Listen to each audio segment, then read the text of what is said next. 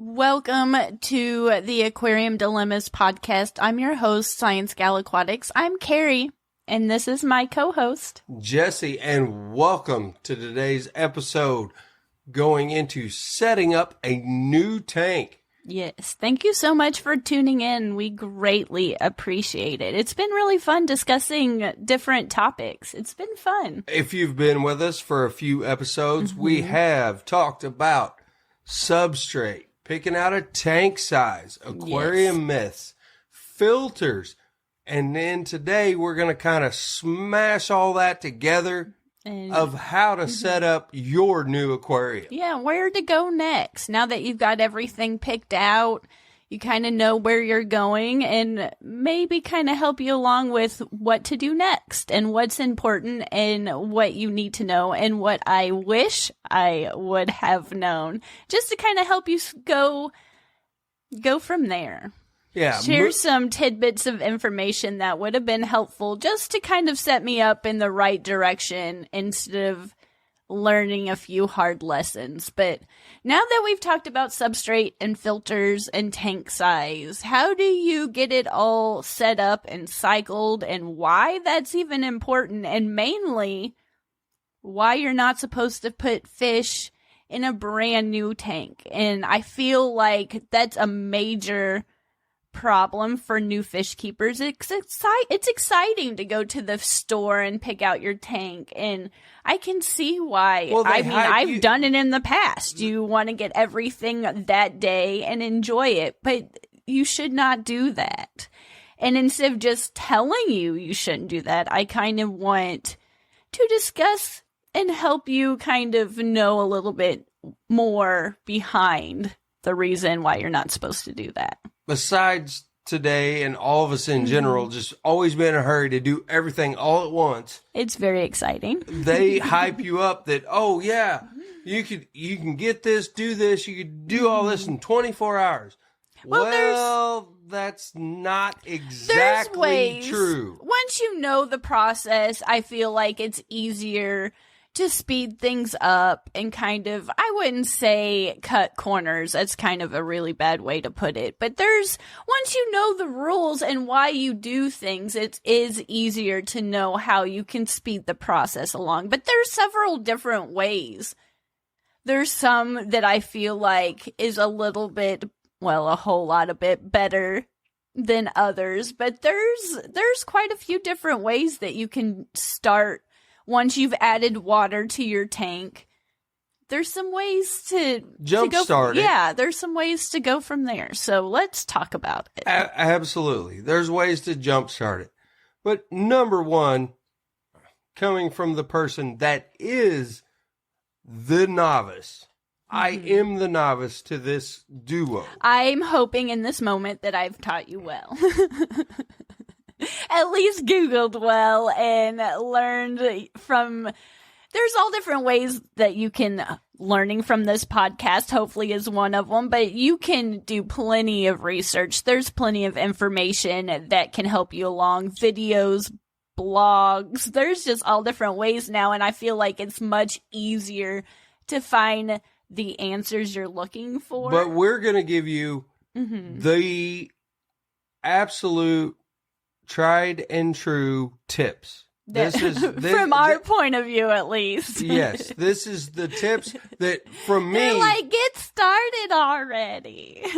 From me, the beginner, not knowing anything about cycling water. And I will explain everything in layman's terms because that is how I understand things. Well, and kind of first, I don't know if it's an epiphany or what it is, but even just understanding the difference between drinking water that's safe to drink and your fish tank water that's not so, I wouldn't drink it at all. So kind of even that process of, I didn't understand. And even now, there's still plenty more to understand. But there is a process that occurs that you need to know about. Yeah. You absolutely need to know about. And So take it away, Jesse. And I didn't know anything about this. And for a long time I didn't either, and that's why I had so many problems. And you often hear, and it's a question I a lot of times get asked by people that I know in person and through friends of friends, where they're like, all my fish are dying. And I ask them, when did you get your tank? They're like, oh, just a few weeks ago. Well, there's a reason why you're having problems. And if you don't understand the process, that's probably why your fish are dying in the beginning. Yeah. Or why are my fish going to the top gasping for air? Mm-hmm. That it is something as simple as cycling your water. Mm-hmm. And it's just, your water has to mature. Mm-hmm. It really does.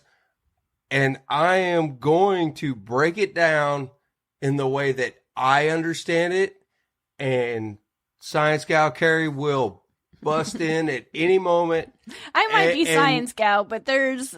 And throw me for a loop. You do quite well. When we were talking about this topic, I was like, wow, I hope I taught you well. Look at that. Throw me for a loop. But, however, if you are new to this, if you're old school to this, then you're going to know a bunch of these tips. Mm-hmm. However, it's always good to refresh. There's a lot of variations to these, but the way I look at it and perceive it, you go to the fish store, you are brand new, you pick up your brand new aquarium setup.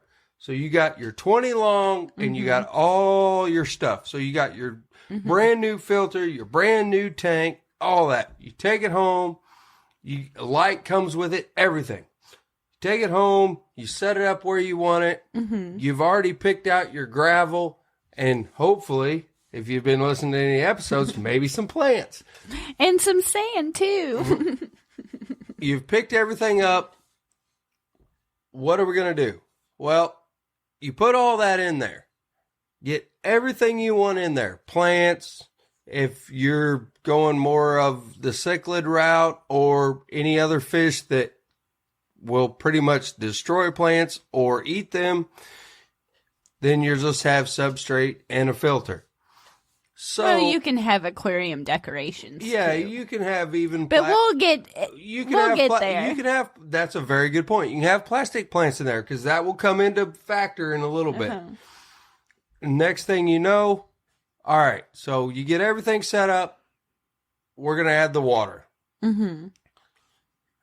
If you're gonna add tap water or RO water, doesn't matter. RO water just means distilled water. That's all it means. You have to remineralize, put minerals back into it. But starting off, a beginner, they're not going to have, they might, I'm not going to say never, but they probably are using water out of the tap. But continue. So if you're going to use water out of the tap, that is absolutely perfectly fine. Use that tap water. Absolutely. Put it in the tank. But knowing you're going to need to use a dechlorinator. Mm-hmm. The reason to use your dechlorinator, in my mind, is every municipality all throughout this wonderful country and everyone else abroad uses something to keep bacteria out of their water. And chlorine does that. Mm-hmm. And so it will not allow any bacteria to grow. So you want to use a dechlorinator. There's 4 or 5 of them on the market. There's probably even more than that. But we have our favorites. Yeah, that you can get, and it will take the chlorine and the chloramines out of the water. Mm-hmm. And that is how I think about it. So you start with water, and it's 0. Mm-hmm. Nothing. No good bacteria, no bad bacteria. And the important to probably mention, usually most water is close to somewhere around a neutral pH. So it might be like ideally probably a 7.0, but I'm sure there's some that's like 7.2, but it's usually generally a 7 of some sort. But that's important to mention too. You do want a pH of 7. 7. You want a pH of 7. So use that dechlorinator, whatever brand you prefer or is recommended to you by your local fish store. You go ahead and you use that for your volume of water. Get that water in the tank. It's awesome. There it is. Now we are on a neutral playing field. Now that we're on a neutral playing field, the only thing left in that water, if it's tap water, is the dissolved minerals. So it could be, for us, it's calcium. We have a lot of calcium in our water. For other people, it could be other things. It's totally dependent on your area.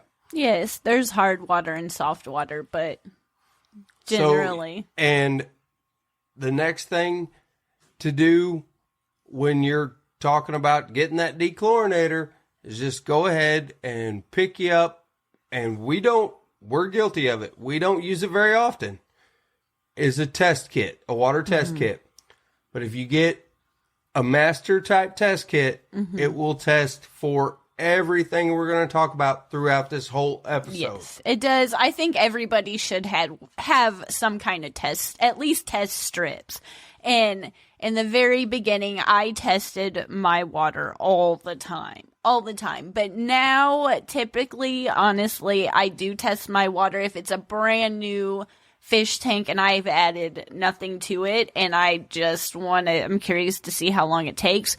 Or there's something when I'm looking at the tank, something's just not right. I'll usually test it to see where I'm standing in my readings, but I don't test my water every time I water change, or I don't test my water every week just because. I don't do that anymore.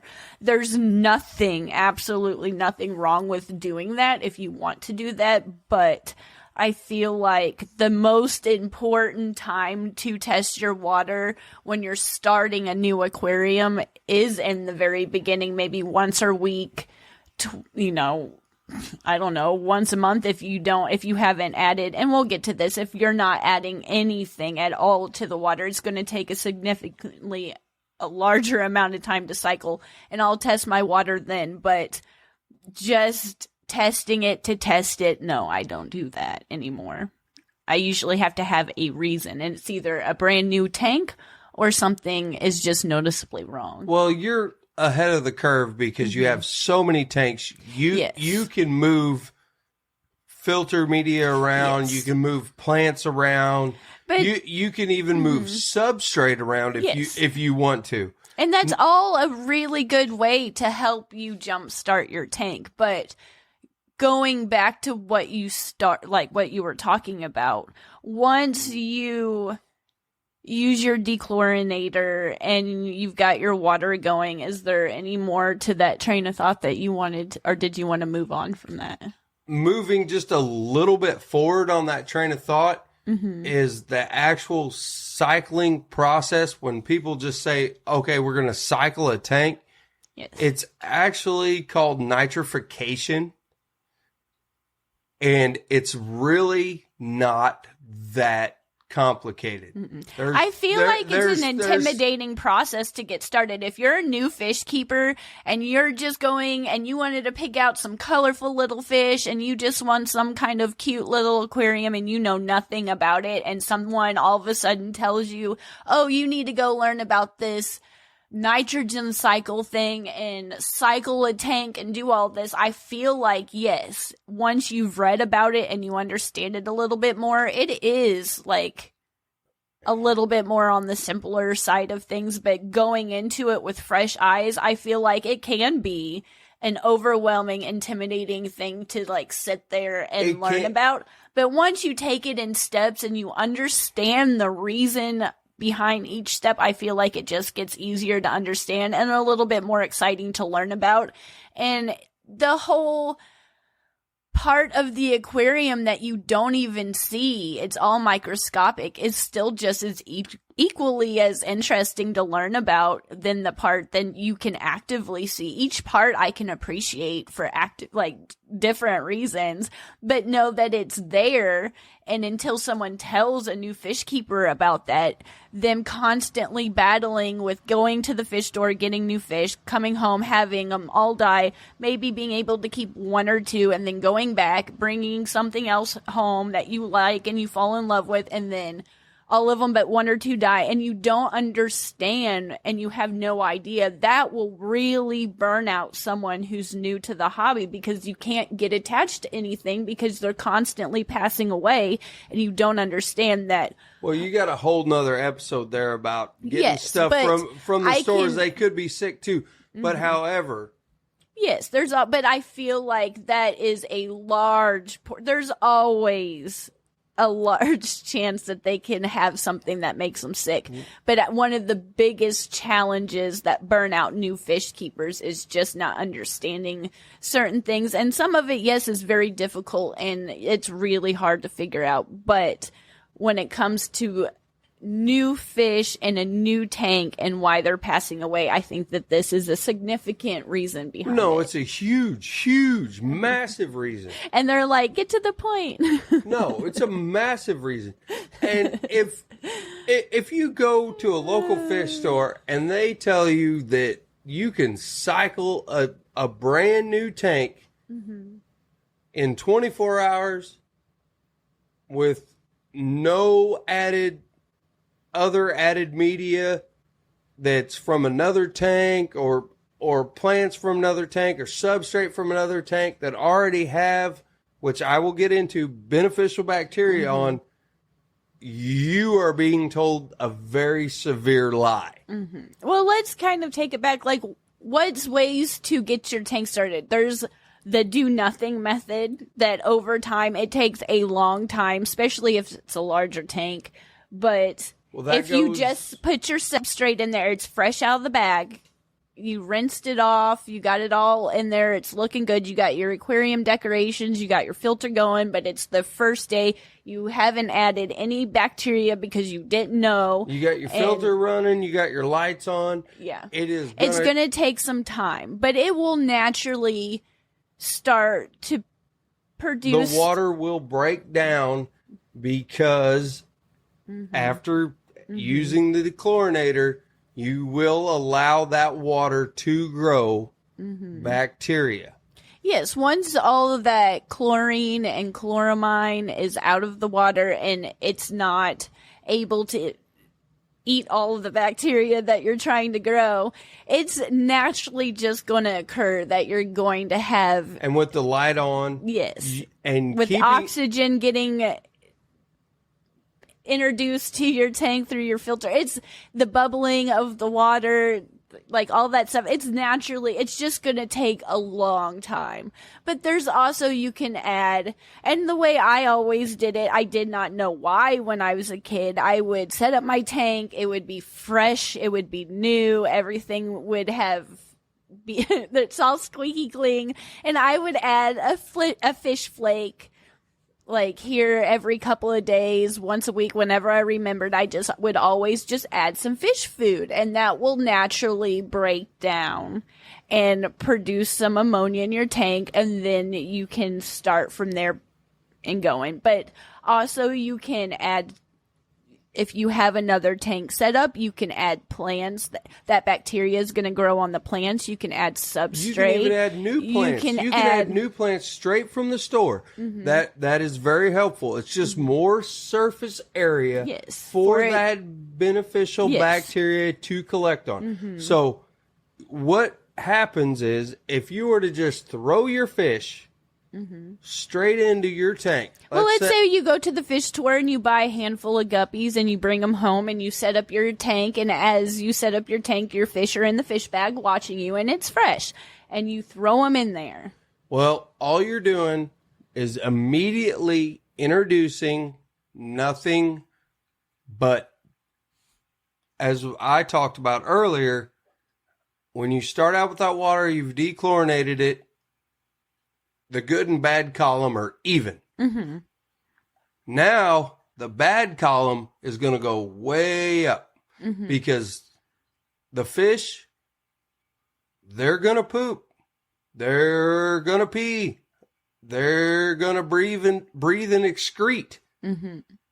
And those pollutants are going to build up. Yes. And there is no other bacteria in that water on the good column to counteract all the bad that they're putting in.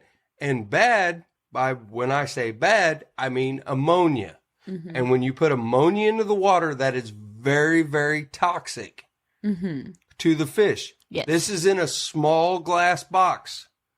And when it is in a contained area, this is not a river or a stream, it has nowhere to dissipate. Mm-hmm. So you have this box full of X amount of ammonia. You need it to go somewhere. Mm-hmm. Well, that ammonia can only break down with a little bit of good bacteria. So, and all that bacteria can build up on your substrate, in your filter. Yes. And on your plants or any other decor, whether it be live plants or just plastic plants. That could all collect on any of those surfaces and even the glass. Mm-hmm. That way, there is something to start to break down that ammonia. And this is where the testing your water comes in, whether you're doing it by adding one fish or you're doing it the way that is less harmful to the fish of adding some fish food, some sort of waste that will decompose. And when that waste decomposes, that's what produces the ammonia. And then you need something to eat that ammonia. And that's the beneficial bacteria. Yes. And a lot of people, I don't know if a lot of people, I shouldn't say that, but I know in the beginning I was guilty of not really, it's just nitrifying bacteria, but technically there's two different stages to that. So you've got your fish waste or your fish food and it's breaking down. So your first part's going to be, and I probably am going to pronounce it wrong, but you got your nitrosomus bacteria. That's when your ammonia, when you have that bacteria, it is taking ammonia from ammonia to nitrite. And in school, you learned what is it? I before E? I don't know. Well, I just refer to it. In this equation, I before A. Yes. I before A. And I know the difference between the two, but I get them highly confused when I try to pronounce them. So for me, the first one is NO2. Yeah, it's I before A. When you have the first bacteria, that first state. It will take your ammonia from ammonia to nitrite. And when it takes it from there,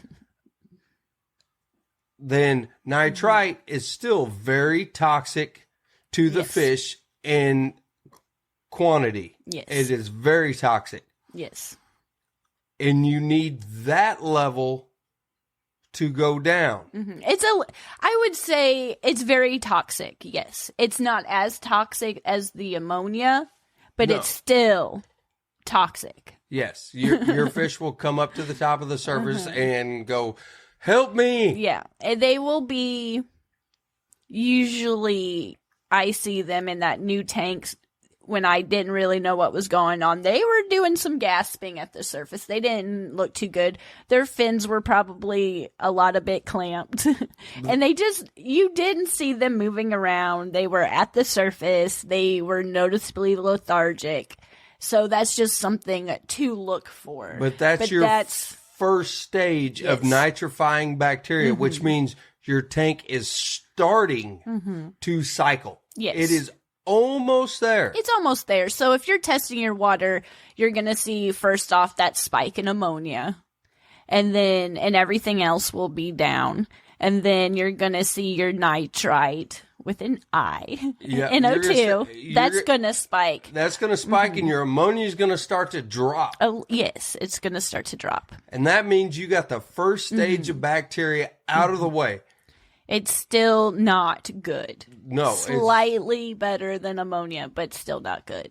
And then when you step one more stage into it, you get the nitrospira, which turns the nitrite into nitrate, which is a lot more tolerable for the fish. What did you call it? I thought it was, I always pronounced it in my head nitro, how do I even, nitrobacter? Yeah, they call it two different names. Oh, well, good to know. They call it How did you say it? Nitrospira. Oh, well, there you go. It takes nitrite into nitrate. Pronunciation is not my forte. And once it takes over, your nitrites will drop and your nitrates will go up. Yes. So once you get your ammonia and your nitrite to drop down to basically zero, and your nitrate is going up with the A. NO3. Yeah, which means I before A. So once you get to that A, you're A in a good place. Yes. That was cute. You're in a very good place, because then guess what? If you are using live plants, which if you've listened to any episode, your plants love nitrate. Yes, that will and they make will them help very happy. Suck a large portion of that out of your tank. They will eat it They up. will help you with that. Yes. And the only way to get rid of this is the least toxic form, but it will still over time build up and not be good for your fish either.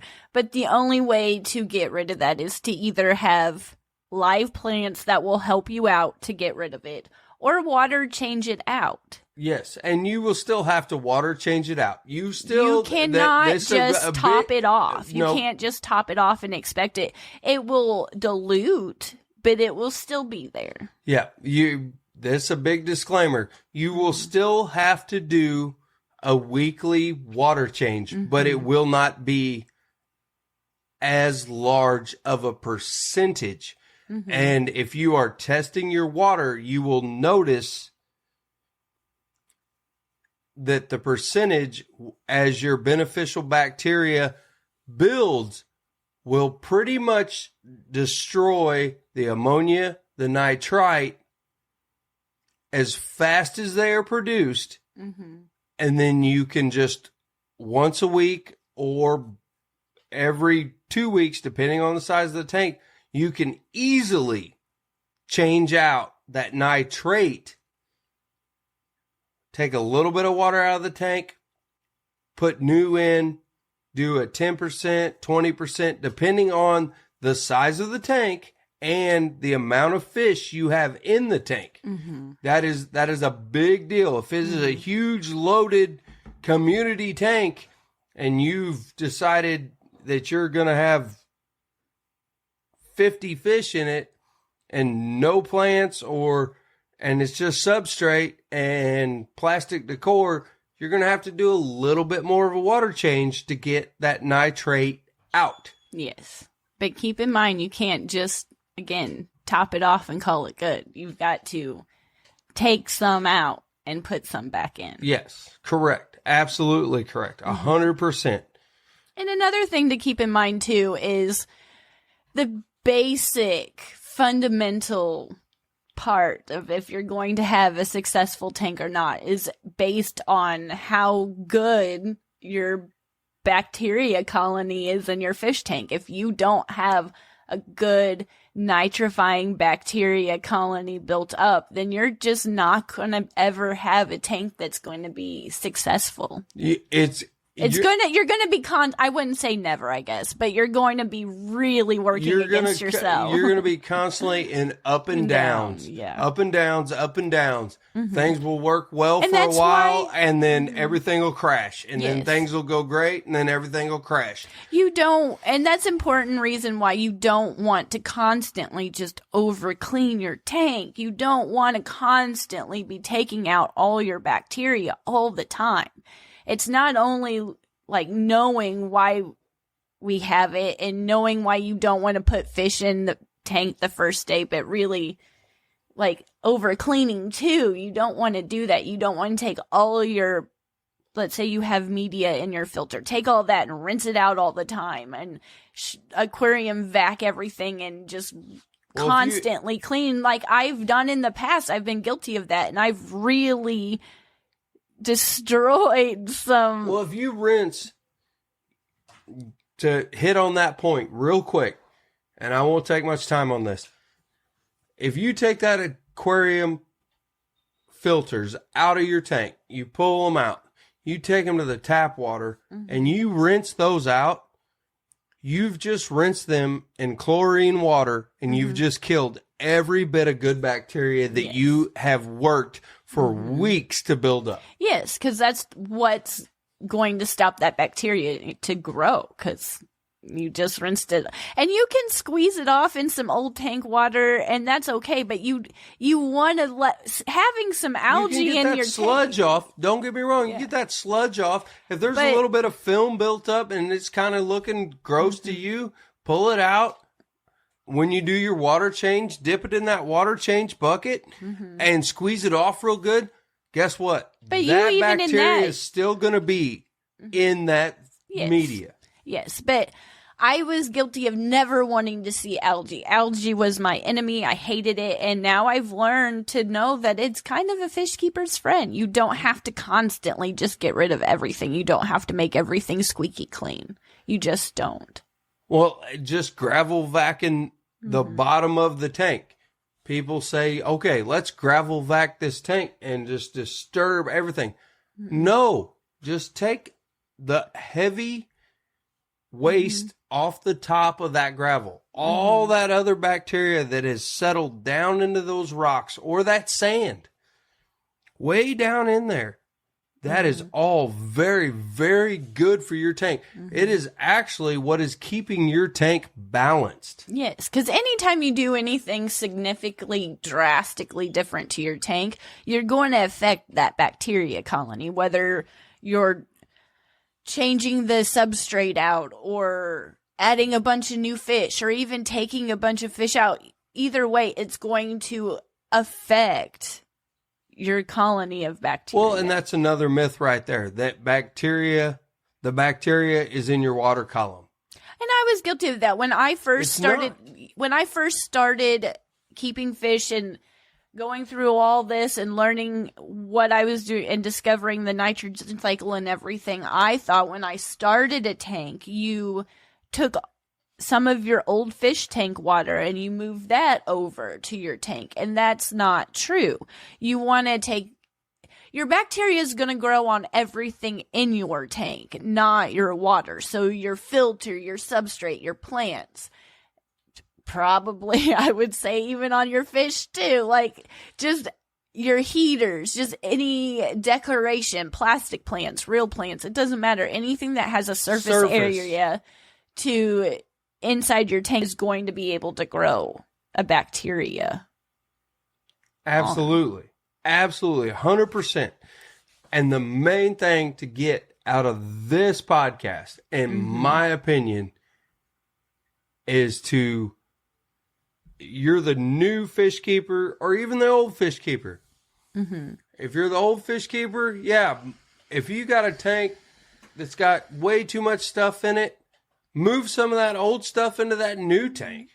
If you're a brand new fish keeper, put everything you want to put in that tank besides your fish to start to cycle it. That way you have that much more surface area for all that bacteria to grow.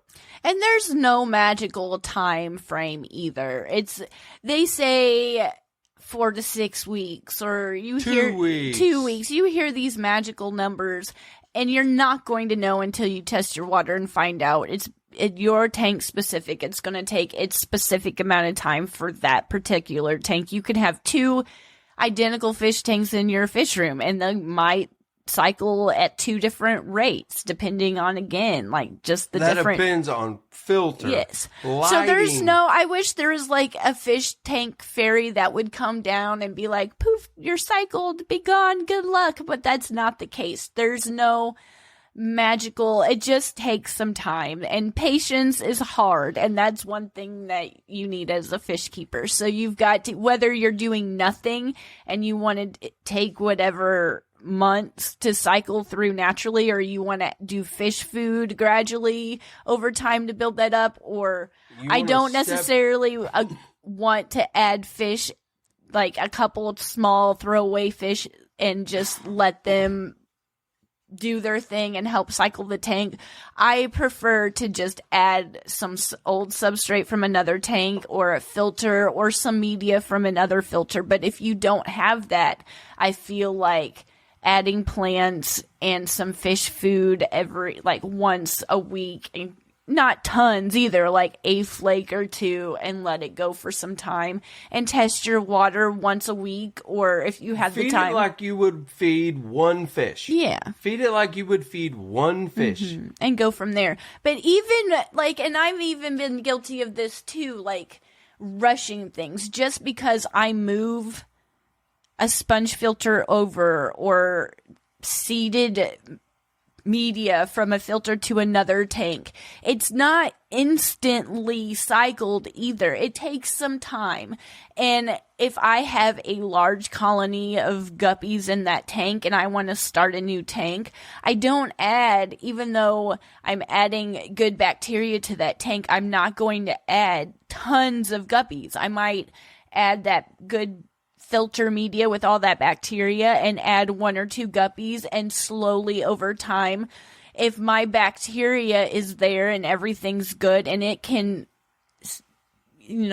keep up and sustain that amount of guppies, because your bacteria replicates fast. If you move that over, you're going to have double the bacteria the next day, but it takes some time. So even though you're adding that good bacteria, and that's super helpful to immediately start off with, it's not immediately cycled either, and it's not immediately ready for a tank full of fish. And I don't feel that a brand new hobbyist, even though it is throughout all the media, YouTube, Instagram, everything, all the outlets that you can find anything about the aquarium hobby, I don't feel like that most, and I wouldn't personally,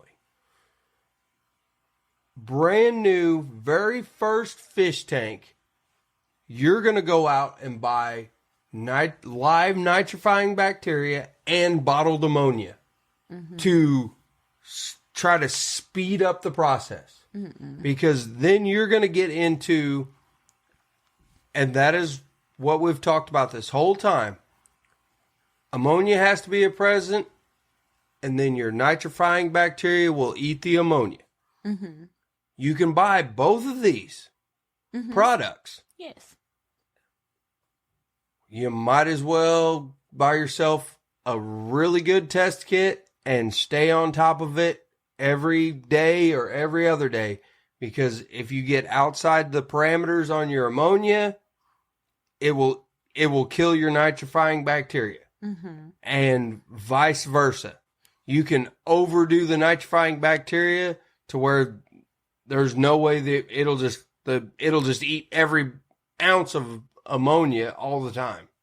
It's a fine line and a fine balance, and that's one of the challenges of being a fish keeper, is trying to have that perfectly balanced, well-seasoned, beautiful, crystal clear community tank with beautiful colored fish. But it's so easy to disrupt it. Like if you change the substrate and everything kind of gets jumbled up, or you add fish too quickly and you don't have that bacteria ready to sustain it. It's just, it's a bunch of challenges, but it's patience. And once you master it or get an understanding of it, it does make more sense and it does become easier. But there are some challenges in the beginning. Oh, for sure. And I mean, the ultimate takeaway from this is cycling your aquarium. Mm-hmm. You're going to start out in the 0 column of good and bad, and you're literally playing Mother Nature in your little glass box. Your little ecosystem. Yep. You're playing Mother Nature. Mm-hmm. You want to get that balance, and the only way to get that balance is through time and trial and error. But mostly to let the time do its thing. Mm-hmm. Let the good and the bad column even out. And when they get to that perfect level, whether it's 1 week, 2 weeks, 6 weeks, or even maybe longer, depending on what you're doing, once it gets there, your fish are going to have a happy ecosystem that you will only have to water change once a week, maybe. Mm-hmm. Take a little water out, add a little water. Well, if you have guppies and it's a 50, like my 55-gallon, it's very planted guppy tank. The fish have a very low bioload, and it's very heavily planted. So if I don't necessarily have to do the water changes like I do on one of my other guppy tanks that's not as heavily planted, because there's more working for me. The tank itself is kind of running itself. And one of the things to remember too is if you don't want to overfeed your fish, because if you even overfeeding your fish can kind of disrupt things, because it can make a huge mess and you're going to have an ammonia spike because all of that food is going to break down. Your tank's probably not ready for it, and it's going to have a swing the other way. So even knowing like why you don't want to overfeed your fish even goes into maintaining a healthy nitrifying bacteria colony too. It's a fine line and a fine dance and a fine balance of things between feeding, turning your lights off, because you want to have a pH of a 7, maybe a little closer to 8, but ideally around a 7. You want your tank. And that's for most fish. And the pH of 7 is for the nitrification cycle alone. But if you have specialty fish, they will require a lower pH. But to make your tank and your water actually cycle, a pH of 7 is perfect. And the temperature of your tank, there's certain parameters that you want to maintain. You don't want it to be really, really hot or really, really cold. You don't want to be below 65 or above 85 for all the proper bacteria to grow in the beginning. And you want to make sure your bacteria will grow nicely with the lights on, but you have to have a period where your lights are off too for it to be healthy and grow. But the most important thing to remember is the health of your tank, the success of your tank in the future. Everything really does rely on knowing that nitrogen cycle and knowing why you need that nitrifying bacteria in your tank. Because if you don't understand that and have that, then you're just not going to have very good success in the future. You're going to constantly battle things. And going back to the overall question of why you don't want to add fish to your tank the first day is because you're going to have a period of time where it's going to be on the toxic side of things. There's going to be some time where you just have to give it the time it needs to build up what it needs to grow. And I always looked at it when I was a kid, once I kind of understood things too, that if I saw algae growing or if I saw something in my tank that was like, okay, it's sustaining life, whether it's algae or I had a guppy in there or a snail at the time. Now, like, even my plants, if they're doing good, because I don't like to start a new tank off with fish in it. I do like to add plants, add substrate, add a media from another filter, and add a couple little drops of fish food or something to it to get it going. But once I saw that that tank had algae or something that was doing well, it was thriving or growing or just not dying, then I figured it was a good sign to add fish. But algae is not always something bad. So in a new tank, if you don't have fish in it and you see some algae growing and it's been some time, then I would take that as a good sign to test your water again, and you'll probably be ready, pleasantly surprised. Be ready to go. But if you add fish that first day to a brand new tank and you haven't added anything to it to set yourself up for that nitrogen cycle to kick off, then your fish are probably going to be gasping. They're just not going to be living too well. You might have, out of the group that you get, 1 or 2 survive and be okay in the future, but it's just, there's ways to set yourself up a little bit better. Well, I mean, you're mimicking Mother Nature. It will clean out the weakest link, obviously. And if your parameters are so out of whack, it might kill everything, or it might kill everything but one. So the main absolute takeaway from this is test your water and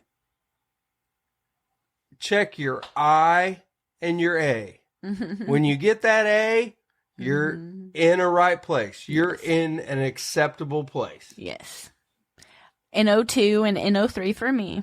You're going to have that ammonia spike, that NO2 spike, and then you're going to have that NO3, the nitrates with an A, and then you're doing good. But take some time.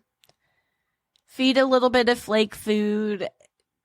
Always have something in the tank. If you have more than one tank set up, have something, whether it's a rock or some plants growing or some media tossed in another filter. Just have something on standby, ready to go, so you can add a new tank. And you will, when you're ready to set up a new tank, you'll thank yourself in the future. But yeah, whether it's moving a plant, moving one rock, moving a little bit of substrate, moving a little bit of media from out of the filter to the new filter, changing that out, and you can take that filter media out of your new filter, put it in your already established tank that's already got beneficial bacteria in it, nitrifying bacteria, and that nitrifying bacteria will go through and just cling on to that new filter, new surface area, and be happy and ready to start tearing up that ammonia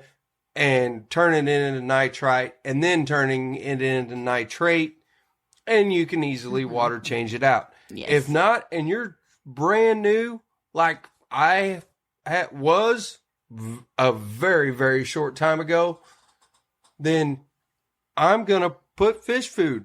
My method would be to put fish food in it. But not a lot. Keep in mind, when I would feed it. I would like feed it like a flake or two. You don't I want would feed to it just, like I was feeding a guppy. Yeah. I'd give it a little sprinkle, just a sprinkle, just a little that's sprinkle. It. And even when you do get fish going and you have your beautiful tank going, don't overfeed. Just don't do it. Because all that, again, that goes back to that pollutants. That's the bad column in my mind. Then you're raising those pollutants. As long as your good column has enough beneficial bacteria, the nitrifying bacteria that can eat it all up, you'll be fine. If not, again, the tank is going to go through a system of changes. So basically, it comes down to it. If you want to be super helpful to a new fish keeper, explain the nitrogen cycle to them and help them out if they're new. Yeah, and it is not complicated, and I hope Don't be scared of it. It's not difficult. I hope I explained it well in my layman's terms. Mm-hmm. Hopefully we did a good job. Hopefully, even if you're not new and you're listening to this, hopefully it's always a good idea to refresh. It's not going to hurt anything. Going over and understanding, and even what we understand, there's always something to dive deeper into and learn it even more. So as we continue to learn, we'll share this with you, and hopefully it helps. Because we are not perfect. We make plenty of mistakes, but the joys of this hobby is that it is exciting to learn and grow and become an even better fish keeper each day. And that's the dilemma. Mm-hmm. And that's what we want to share with you. The dilemmas that all of us make, whether we meant to or not, just by accident, and learning and going, ooh. All the mistakes that I have made. I hope to share them with you, and so you don't make them. But we'll pick this conversation back up again soon. We will see you in the next episode.